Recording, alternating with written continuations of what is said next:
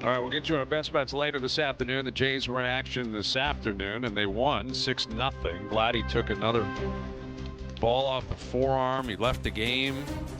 X-rays came back negative, but all hell was breaking loose between these two teams. And two-game series, both teams get a win. Jays now facing Boston tomorrow night, and the Yankees will be in town early next week. So it's going to be a fun week and a half for the Jays. It's been a fun week and a half in the NBA. Lots of action. The NBA draft last night taking place, and second round continuing tonight. And then we got free agency right around the corner, and we expect the Raptors to be active.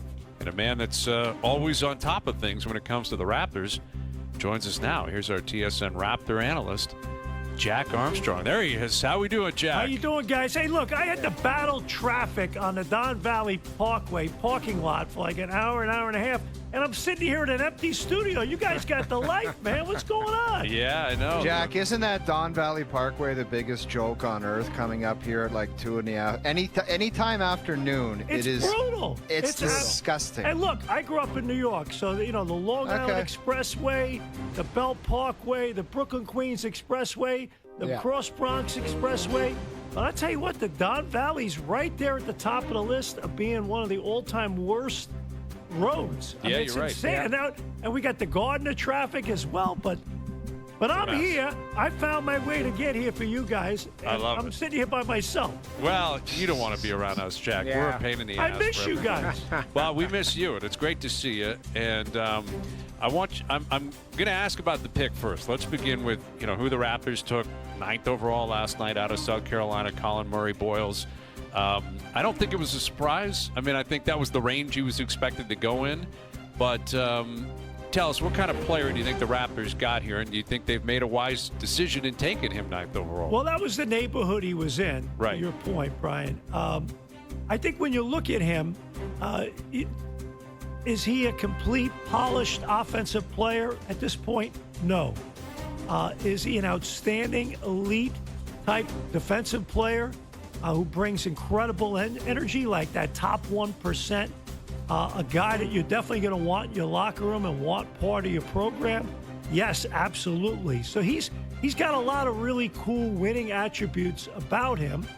And now it's about, dotting the I's and crossing the T's in terms of getting some polish in his game so that he's at a point where down the road he becomes a well-balanced, all-around player. But I love the intangibles. There are measurables there that are really good, but there are also the things that he brings to the table that, quite frankly, winning teams have. And so I like where he's at. And as we know, it's a jigsaw puzzle here. We got the second round tonight, and then obviously free agency next week. So it's an incomplete picture. So who's to say who will be on this team come October when you get to training camp? But if you're loyal to your board, and he was the 9th guy rated on your board, or the top guy available, whatever case you want to put, then you got to pick him, because it's all about adding talent, and you could always mix and match and move people later. What was your thought process on, we'll call it, his reaction that kind of went viral?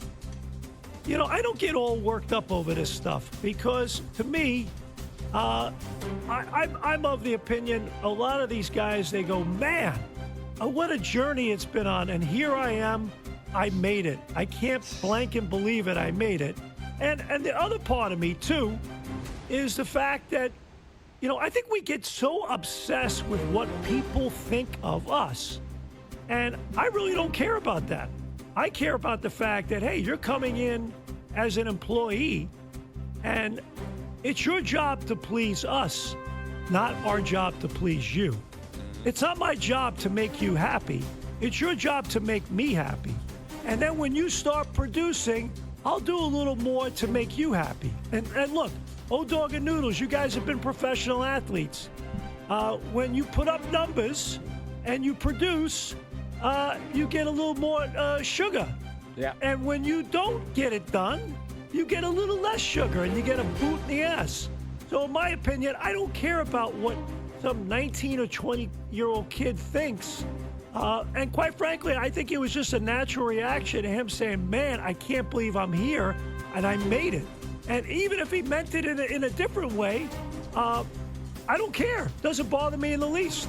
Maybe you heard about that Parkway, man. That we keep talking about. So I gotta drive up the DVP. You know what? I could relate to how he feels. Yeah, that might have been what he was really kind of reeling at last night with Jack Armstrong. And I think if you're a Raptor fan, like you said, Jack, a lot could still be changing. But as of now, you presume Brandon Ingram's going to be a Raptor next year. You got to believe Murray Boyles will be a Raptor next year. So those are two pieces that are going to be their opening night. I don't know how much, Murray Boyles is really going to factor into this team. We'll see. Likely a depth player to start his career, of course. But Ingram's going to play. Like, Ingram will be in the starting five and putting up numbers. So if you put Ingram on this team, Murray Boyles on this team, another year Jacoby Walter growing up, Grady Dick another year. Again, presuming these guys are here. If you're a Raptor fan, how much growth can you expect just based on what we already know could be kind of happening going into next season? Well, two things. Number one, Orlando made a good deal getting Desmond Bane. I thought Atlanta made a good deal getting Porzingis in the last year of his contract. There's a little carrot on the stick for Porzingis to have a really good year because he's in a contract year. And I think he and Trae Young will be an interesting combination. And then on the flip side, you have the Achilles injuries, unfortunately, to Damian Lillard, Jason Tatum, and now Tyrese Halliburton, that impact three of the top teams in the Eastern Conference. Now, you still have New York that will be very good. You have Cleveland that will be very good. They have some things they got to clean up with their cap. But ultimately, I think if you're an Eastern Conference team like Toronto, you should look at yourself and say, why not us?